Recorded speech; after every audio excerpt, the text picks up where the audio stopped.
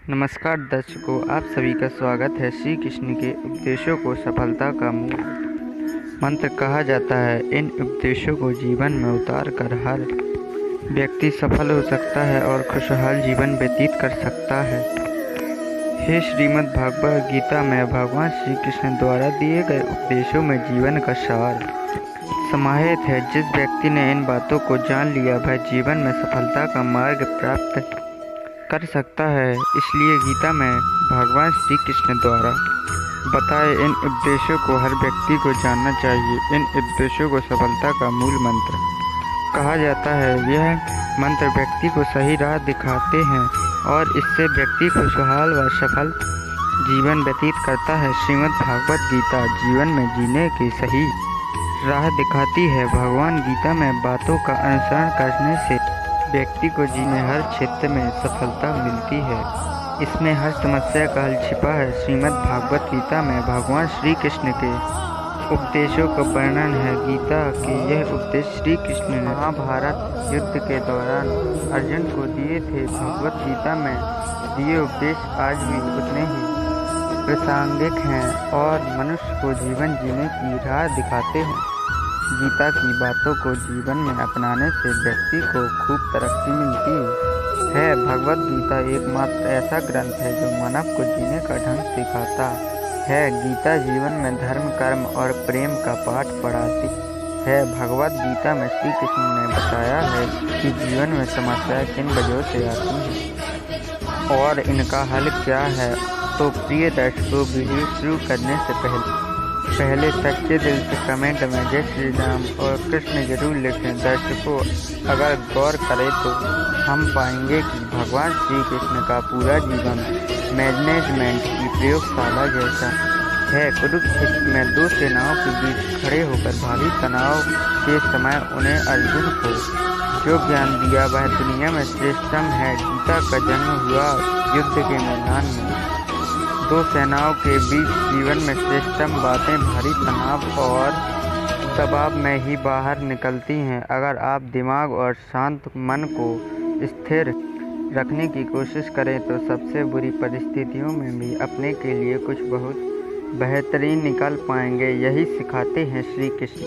भागवत गीता पढ़ने से पहले अगर इसी बात को समझ लिया जाए तो गीता पढ़ना सफल हुआ।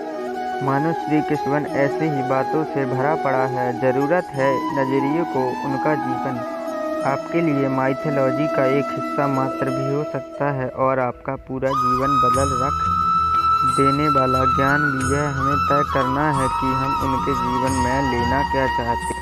श्री कृष्ण मात्र कथाओं में पढ़े या सुने जाने वाले पात्र नहीं, वह चरित्र और व्यवहार में उतारे जाने वाले देव हैं। वह हमें सीख देते हैं कि कभी अगर आपको जीवन की परिस्थितियों पर रोना आए तो एक बार श्री कृष्ण के जीवन पर नज़र जरूर डालें। रोना बंद कर देंगे। आज श्री कृष्ण ने एक जेल में जन्म लिया था और जन्म लेने के तुरंत बाद ही उन्हें रात में ही उपनाती यमुना पार कर गोकुल ले जाया गया। तीसरे दिन राक्षस ने पूतना उन्हें मारने आ पहुंची और यहाँ से जो संघर्ष का सिलसिला शुरू हुआ वह देह त्यागने तक बना रहा। भगवान श्री कृष्ण का जीवन कहता है, आप कोई भी हो संसार में आए हो तो जब तक जीवन है आपको संघर्ष करना ही होगा। वे चाहते हैं श्री कृष्ण हो या पुरुषोत्तम श्री राम बनकर लेकर परमात्मा भी सांसारिक चुनौतियों से बच नहीं पाए, लेकिन श्री कृष्ण ने कभी किसी बात की शिकायत नहीं की। हर परिस्थिति को जिया और जीता। श्री कृष्ण कहते हैं, परिस्थितियों से भागो मत, उसके सामने डटकर खड़े हो जाओ, क्योंकि कर्म करना ही मानव जीवन पहला। श्री कृष्ण ने अपनी शिक्षा मध्य प्रदेश में उज्जैन में संदीपनी ऋषि कर्तव्य है हम कर्मों से ही मुश्किलों को जीत सकते हैं के आश्रम में रहकर पूरी की थी। कहा जाता है कि 64 दिनों में 64 कलाओं का ज्ञान हासिल कर लिया था। वैदिक ज्ञान के अलावा उन्होंने कई कलाएं सीखी। शिक्षा ऐसी ही होनी चाहिए जो हमारे व्यक्तित्व का रचनात्मक विकास कर सके। नृत्य, युद्ध सहित 64 कलाएं कृष्ण के व्यक्तित्व का हिस्सा बनी। अगर आप विद्यार्थी हैं तो खुद को सिर्फ किताबी ज्ञान तक सीमित ना रखें। अपने कौशल का ध्यान दें, हरफोना बने। अगर आपके बच्चे स्कूल में पढ़ते हैं तो उन्हें अपने व्यक्तित्व को कौशल समृद्ध करने को प्रोत्साहित, उनमें कोरा ज्ञान न भरे। उनकी पढ़ाई ऐसी हो कि उनकी रचनात्मकता को नए आयाम मिलें। भगवद गीता की तीसरी सीख है, प्रेम बचा रहेगा, शेष रिश्तों में करे निवेश। कृष्ण ने जीवन भर कभी उन लोगों का साथ नहीं छोड़ा जिनको मन में अपना माना। अर्जुन हो, सुदामा हो या फिर उद्धव, श्री कृष्ण ने जिसे अपना मान लिया उनका साथ जीवन भर दिया। रिश्ते के लिए उन्होंने कई लड़ाइयाँ लड़ी और रिश्तों से ही कई लड़ाइयाँ जीती। उनके जीवन का सीधा संदेश है, संसारिक इंसान की सबसे बड़ी धरोहर रिश्ते हैं। अगर किसी के पास रिश्ते की थोड़ी नहीं तो वह इंसान संसार में अच्छा जीवन नहीं जी सकता। इसलिए रिश्तों को दिल से जिए और उन्हें प्रेम से भरपूर बनाए रखें। भगवद गीता की चौथी सीख कहती है, शांति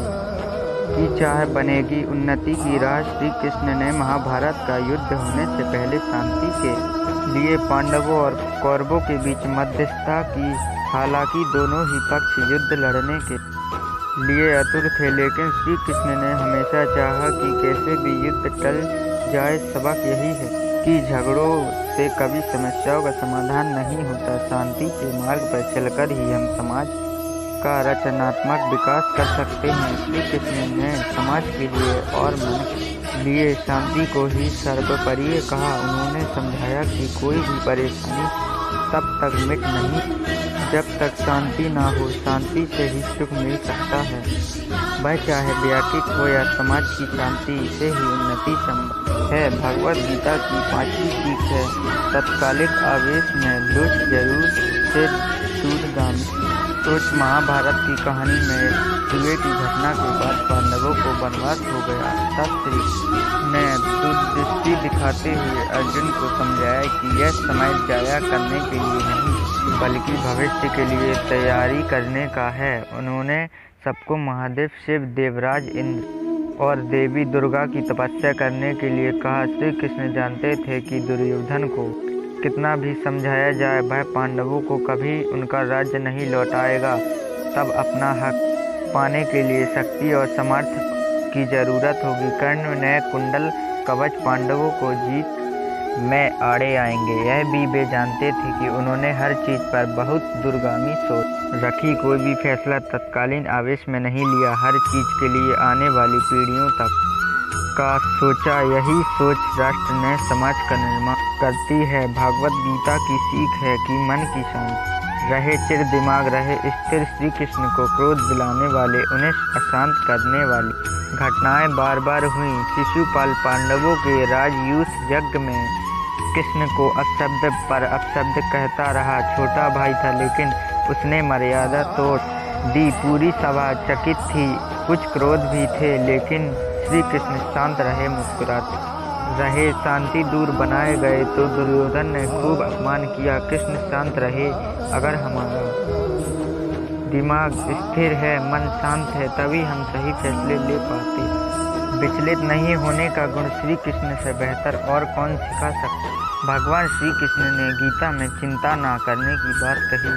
हे तुम क्या लेकर आए थे जो खो गया है? कर्म पर तुम्हारा अधिकार है, फल पर नहीं। चिंता ही चिंता समाधान की कुंजी है। चिंतन से पश्चात कार्य करने से सफलता मिलती है। चिंता मनुष्य का एक गंभीर विकार है। यह मनुष्य को अंदर ही अंदर जलाती है।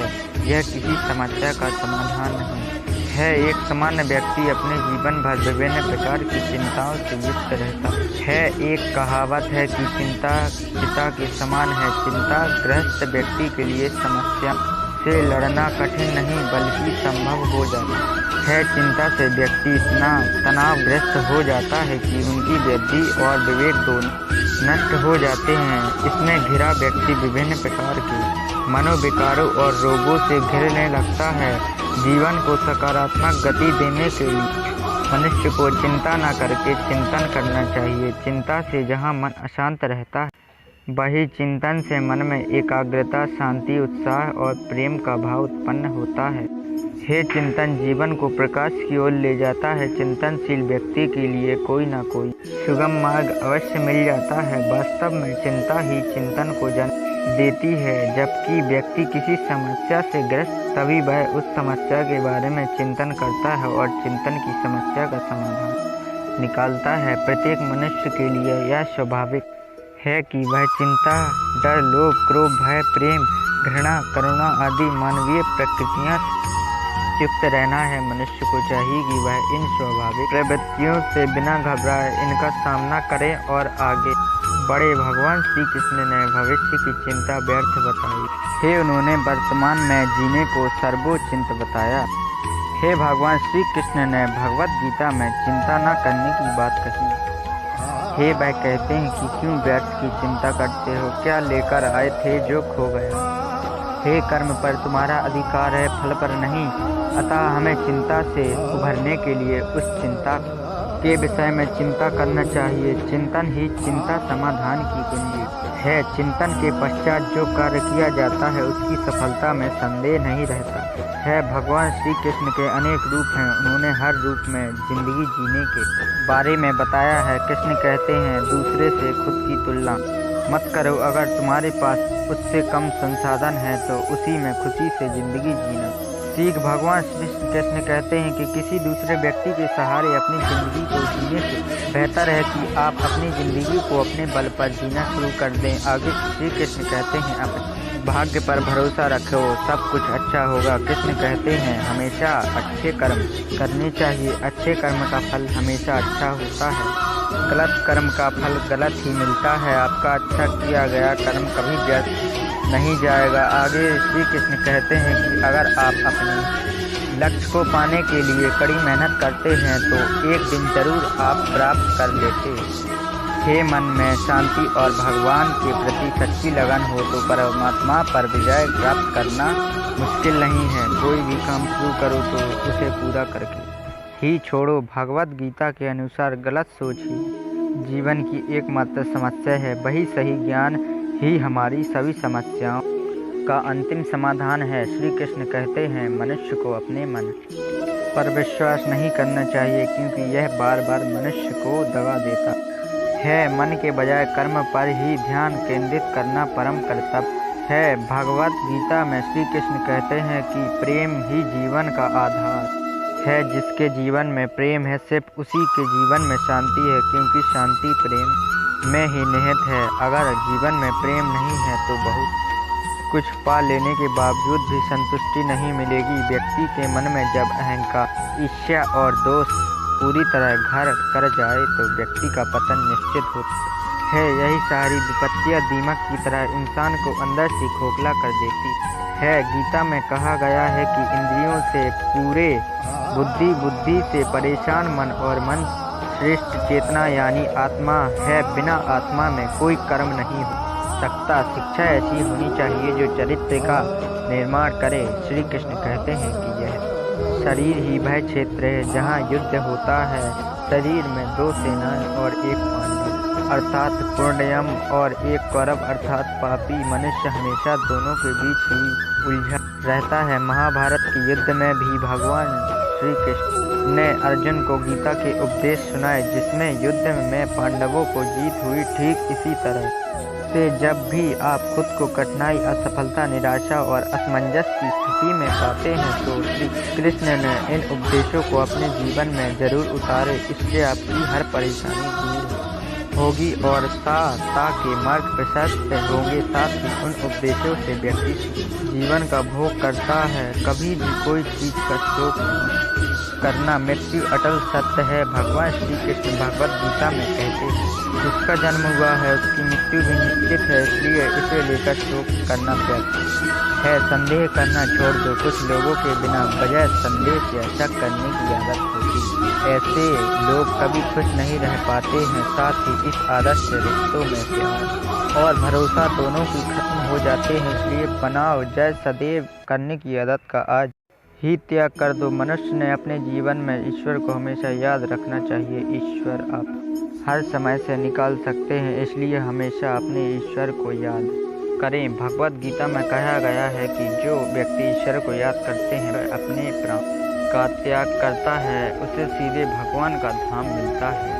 अगर आप बुद्धिमान हैं तो इसे नेक काम में खर्च करें। बुद्धिमान होकर चापलूसी करने या किसी प्रकार का पाखंड रचने के बजाय निस्वार्थ भाव आपसे समाज की भला करे। इससे आत्मा संतुष्ट होगी और समाज में आपका मान सम्मान भी बढ़ेगा। इंसान ने मोह का त्याग करना चाहिए। भगवद गीता में श्री कृष्ण अर्जुन से कहते है कि मोह को छोड़कर सत्य को जानने का प्रयास करो। किसी के प्रति मुकने का कोई लाभ नहीं है, खासकर शरीर के प्रति मोह रखने का कोई लाभ नहीं, क्योंकि शरीर निश्चय है और एक दिन नष्ट होगा। इसलिए मोह का त्याग कर सत्य की खोज में निकलने और समाज व धर्म के लिए जो बेहतर हो उसे करे। भगवद गीता में 3 नरक बताए गए हैं, वरना, गुस्सा और लालच। व्यक्ति में वासना, गुस्सा और लालच यह 3 प्रकार अवगुण हैं जो सीधे नरक के द्वार पर ले जाते हैं। इसलिए इसका त्याग करें। इन अवगुण का त्याग करके आप सुखी जीवन को व्यतीत कर सकते हैं। त्रेता युग में जन्मे भगवान श्री कृष्ण हरि के अवतार मर्यादा पुरुषोत्तम राम ने वह शक्ति है जो जीवन की नैया पार कराने लिए काफ़ी है। सिर्फ राम का नाम जपने मात्र से की सारी समस्या खत्म हो जाती है। भगवान श्री कृष्ण ने हमेशा सच्चाई मार्ग पर चलते हुए हर उन कार्य को किया जिसे करना एक साधारण मनुष्य के बस की बात नहीं। त्याग और बलिदान की प्रतिमूर्ति भगवान श्री राम ने नेत्रा युग में की। परिस्थितियों में रहते हुए भी रावण जैसे दानव का अंत किया और अयोध्या में राज्य की स्थापना करके एक नई प्रतिमान को व्यवस्थित किया। भगवान श्री राम की सदियों बाद कलयुग में भी होती रहती है। वैसे तो भगवान श्री कृष्ण के चरित्र से सीखने को इतना कुछ है कि उनकी चर्चा कर पाना भी हम आम मनुष्य के लिए मुश्किल होगा, लेकिन भगवान श्री राम की बातें ऐसी हैं जो आज के समय में पूरी तरह से सटीक बैठती हैं। कोई भी मनुष्य अगर भगवान श्री राम की बातें अपने जीवन में शामिल कर ले तो वह किसी भी समस्या का समाधान निकाल सकता है और विषय परिस्थितियों का भी सामना आसानी से कर सकता है।